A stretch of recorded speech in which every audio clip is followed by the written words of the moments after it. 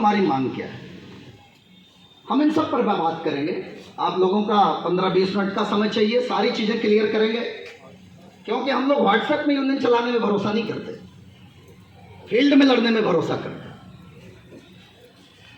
लेकिन उसके पहले अगर मैं इसी सोसाइटी के चुनाव के बाद जो जीत आप लोगों ने, युवाओं ने हासिल करने का काम किया है, जो कर्मचारियों ने विश्वास हासिल करने का काम किया है, ये कोई WCRU की जीत नहीं है, ये कोई लाल झंडे की जीत नहीं है, ये जीत आपकी है, युवाओं की है, महिलाओं की है। आपने जो संघर्ष किया, आपने जो विश्वास पैदा किया लोगों के बीच में, ये उस विश्वास की जीत है। तमाम भ्रम फैलाए गए, तमाम झूठी बातें कही गई, तमाम झूठे वादे किए गए, चुनावी वादे। लेकिन पढ़े लिखे बच्चे हैं, समझदार लोग हैं, उनको पता है, उनको पता है। गोस्वामी तुलसीदास जी ने जब काशी में रामचरितमानस लिखना प्रारंभ किया तो उनका जो पहला श्लोक है, बालकांड में 7 श्लोक हैं और वो 7 श्लोक 7 कांडों के आधार पर आधारित हैं। पहला जो श्लोक उन्होंने लिखा वो ये लिखा, भवानी शंकरो वंदे श्रद्धा विश्वास रूप। माँ पार्वती और विश्वास कौन है? शंकर जी। मैं श्रद्धा और विश्वास के साथ उनकी वंदना करता हूँ और इस रामचरितमानस की रचना करता हूँ। मैं अगर पूरे 7 श्लोक पढ़ूंगा तो आप लोगों का समय जो है वो अनावश्यक लगेगा। ये जो श्रद्धा और विश्वास है, ये बहुत जरूरी है जीवन में। मैंने अभी थोड़ी देर पहले एक चौपाई और बोली थी, बिनु विश्वास विवेक न होई, बिनु सत्संग विवेक न होई। और वो तभी होगा जब विश्वास रहेगा। रेल कर्मचारियों ने 13,708 लोगों ने, उनमें से 11,464 लोगों ने वोट डाला, 84% वोटिंग हुई। मैं उनके विश्वास को सलाम करता हूं, उनके विश्वास का आदर करता हूं।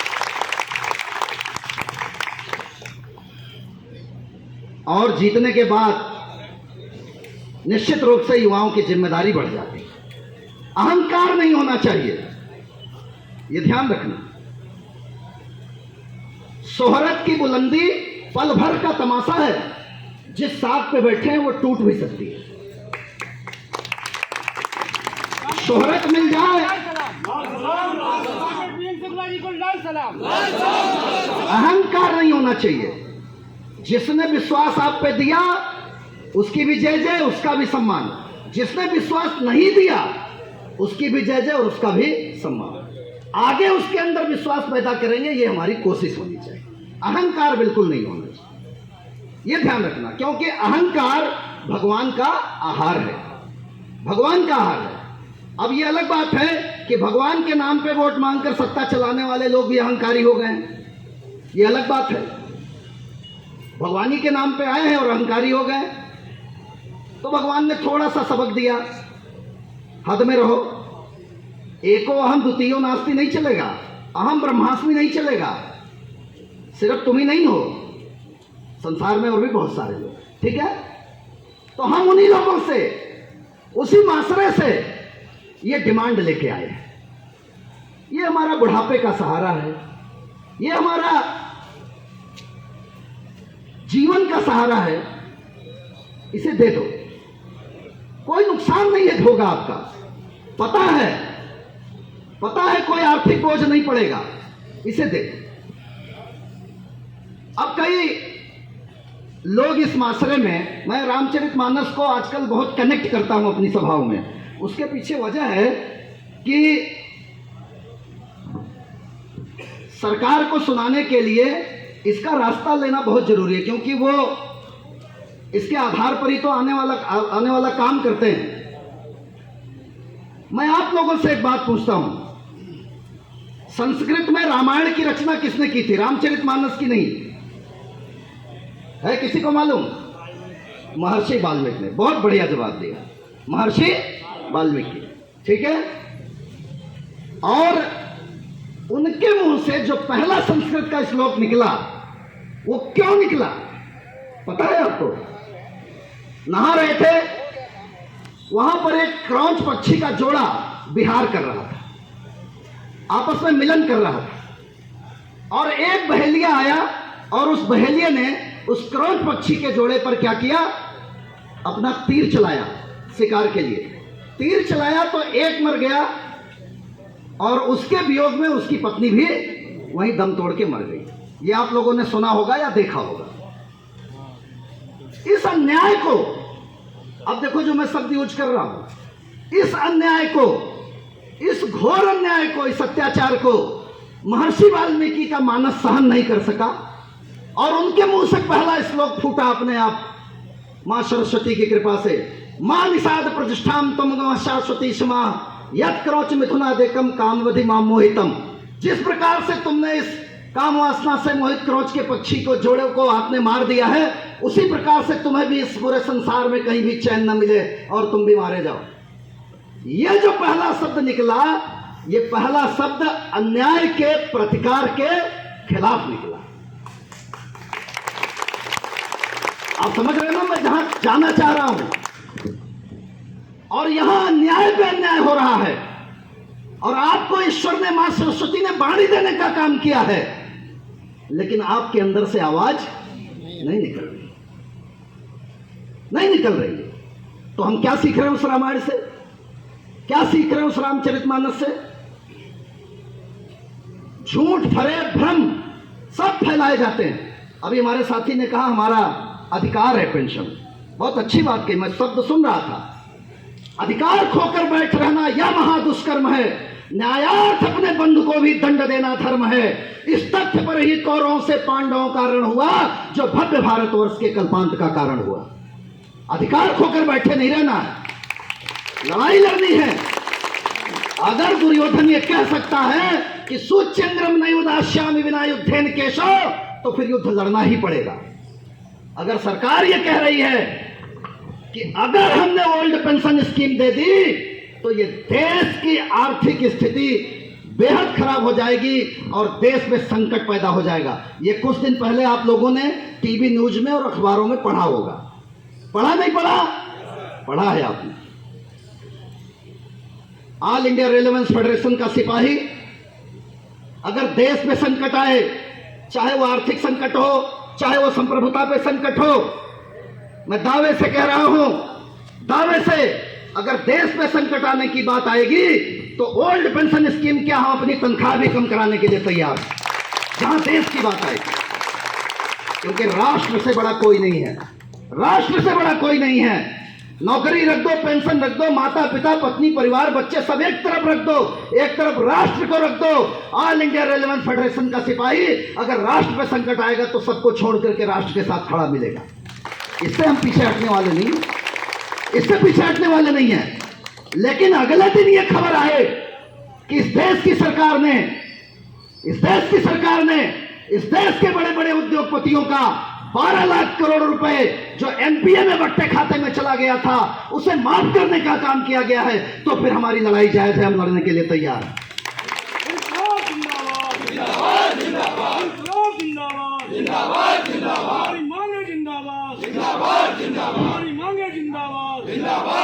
बोलिए, मैं गलत तो नहीं बोल रहा?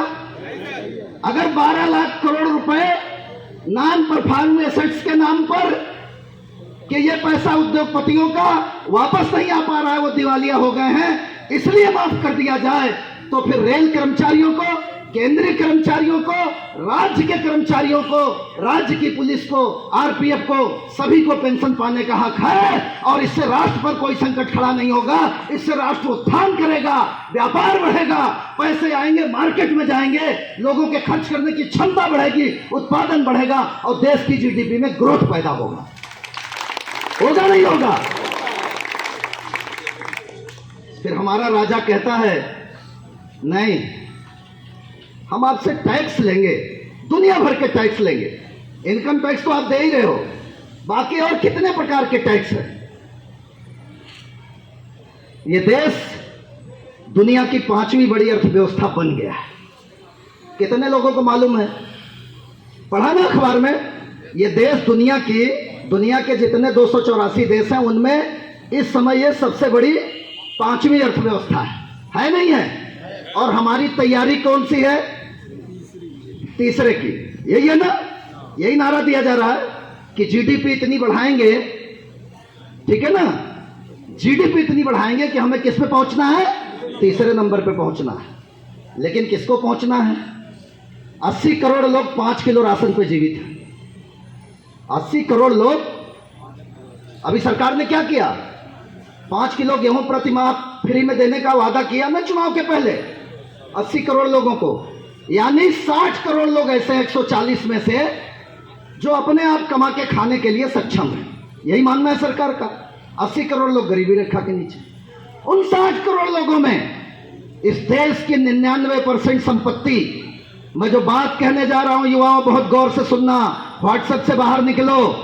इस देश की 99% संपत्ति 1% लोगों के पास है और 1% संपत्ति में 99% लोग अपना गुजारा कर रहे हैं। ये आंकड़ा मैं नहीं बोल रहा हूं, ये आंकड़ा मैं नहीं बोल रहा हूं, ये देश की बड़ी बड़ी एजेंसियां बोल रही हैं।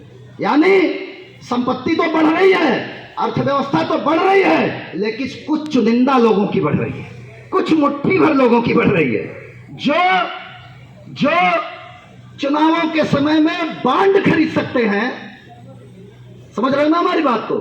जो चुनावों के समय में एसबीआई में जाके अपना नाम गुप्त रख के बॉन्ड खरीद सकते हैं, उनकी अर्थव्यवस्था बढ़ रही है, उनके पैसे बढ़ रहे हैं, क्योंकि उसमें आपस में सब मिली भगत।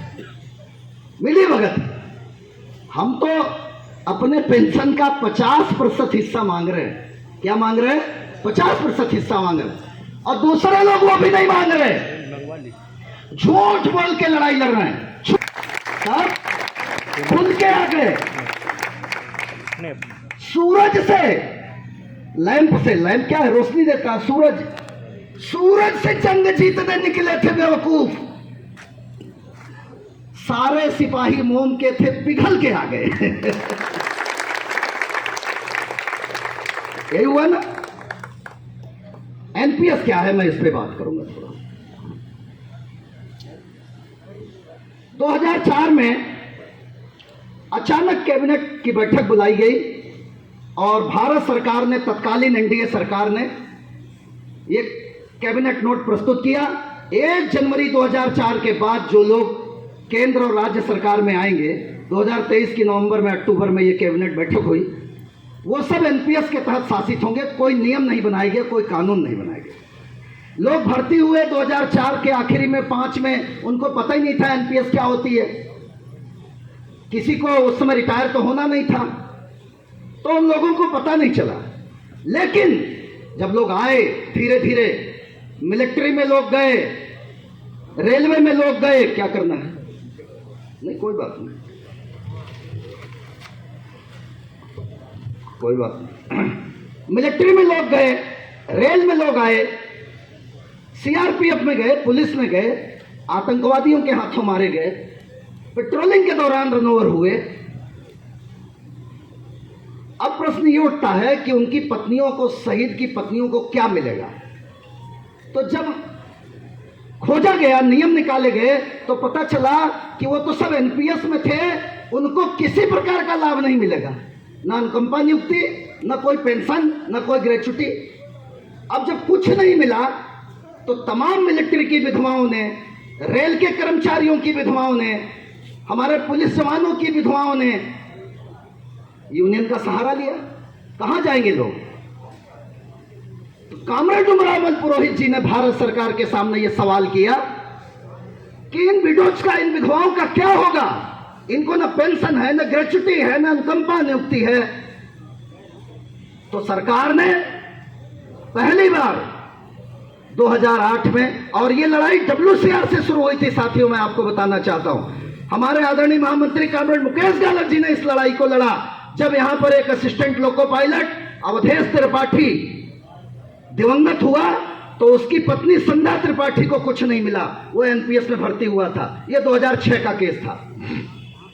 ऐसे केस निकाले गए तो 15-16 लोग केस मिले WCR में, कोटा, भोपाल, जबलपुर में।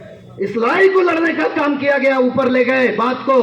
तब भारत सरकार ने 2008 में एक एनपीएस ट्रस्ट का गठन किया और उस ट्रस्ट में तमाम आईएएस ऑफिसर्स, तमाम भारत सरकार के मिनिस्टर और यूनियन की तरफ से प्रतिनिधि के रूप में कामरेड उमराव अहमद पुरोहित को ट्रस्टी बना करके और यह कहने का काम किया कि आप लोग नियम बनाइए कि इन विधवाओं को, इन लोगों को क्या मिलेगा, क्योंकि अभी तक यह किसी भी प्रकार का अध्यादेश या अधिनियम पारित नहीं हुआ।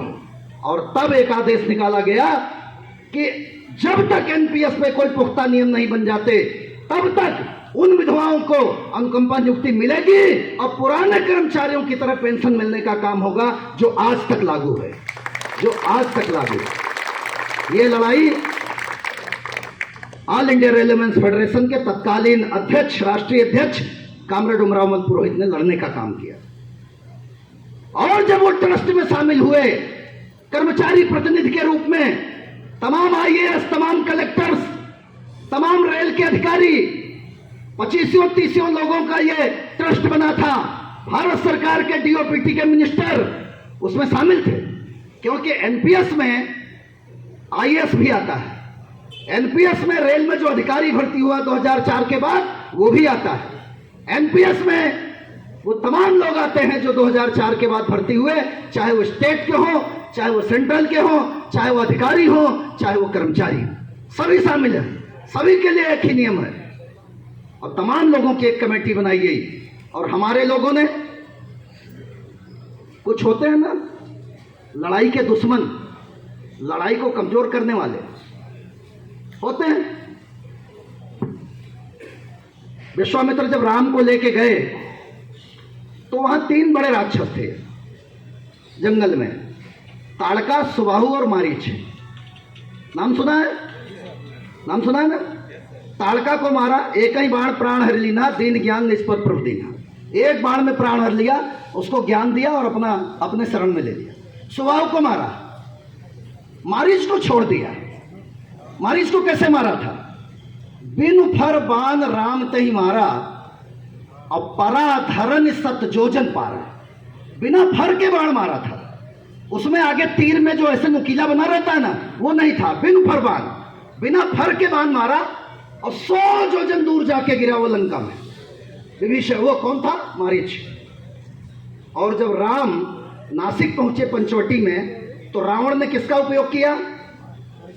किसका उपयोग किया? उसी मारीच का किया ना। तो जो लोग हड़तालों में भागे, गद्दारी की, आपके साथ खुल करके धोखेबाजी की, उन्हें भी हमने छोड़ दिया, बिना फर के बाण मार दिया। ठीक है? और उन्होंने रावण दल के साथ मिलकर के अब यह कहना शुरू कर दिया कई लोगों ने व्हाट्सएप में कि ये एनपीएस तो लाने वाली यूनियन है। आप समझ रहे हो ना? हर चीज पे बात करना बहुत जरूरी है। अपने घर में बैठे बोले एनपीएस तो यूनियन की वजह से आई। अच्छा, कलेक्टर को भी मिल रही है, तो कलेक्टर जो उस समय आया उसे भी एनपीएस में शामिल किया गया, तो वो भी यूनियन में है क्या? अधिकारी तो कभी यूनियन में नहीं रहता ना। स्टेट के अधिकारी को भी एनपीएस मिली, तो क्या उसके लिए भी